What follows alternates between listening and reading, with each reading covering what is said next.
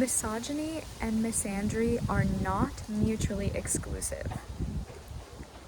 They do overlap. Misogyny and misandry are not mutually exclusive. What I mean by this is exactly as it sounds. A misogynistic event can also be misandrist. Period. Vice versa. That's true for a practice, an event, a pattern.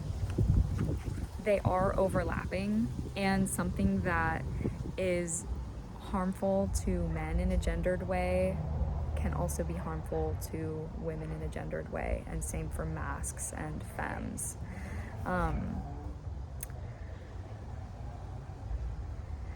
The reason I bring this up is because of a comment that was left on a recent video of mine. Please don't go look for it or look for the channel or comment back or anything like that. I'm going to respond with this video, but and it was a really helpful comment, and I really appreciate that the commenter left this comment because it was very thought-provoking, and because it took me some labor to reason it out, how I would respond to a comment like this. I decided to just address it in a video, and especially to highlight the concept that misogyny and misandry can overlap.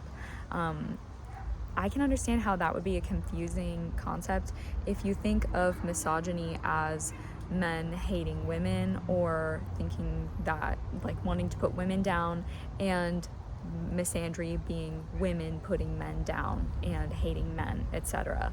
That is not what those two words mean.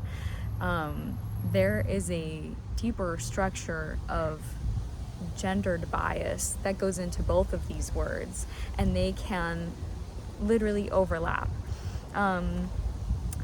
Noticing the implicit misogyny of, like, in the practice of socializing men and boys to be tough or as tough, noticing that implicit misogyny does not diminish or reduce the misandry that is at play. It actually adds nuance to it by showing how it is overlapping with misogyny. I can understand that misandry would cover the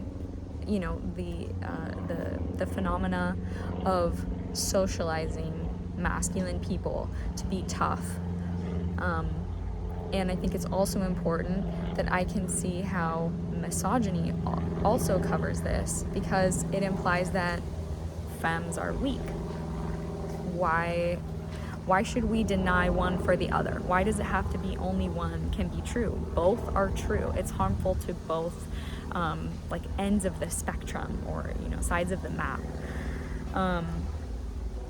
And in the comment, the commenter isolates moms, and specifically moms, as being responsible for socializing young masculine people, or people socialized masculine, and their sons, to be tough.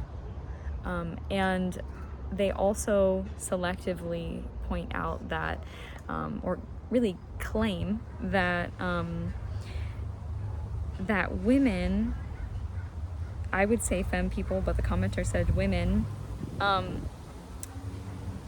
romantically prefer men who act confident and tough and don't show weakness, which, even that's unfounded, and even if it were true, it still selectively fails to mention the underlying misogyny that plays into a practice like that, or those choices. So it's actually more reductive to only talk about this gendered ableism as something that women do to men, or something that femme people reinforce about masculine people, when it is something that is embodied in a lot of different systems and deeply built into our culture on all ends of the spectrum, on all sides of the map.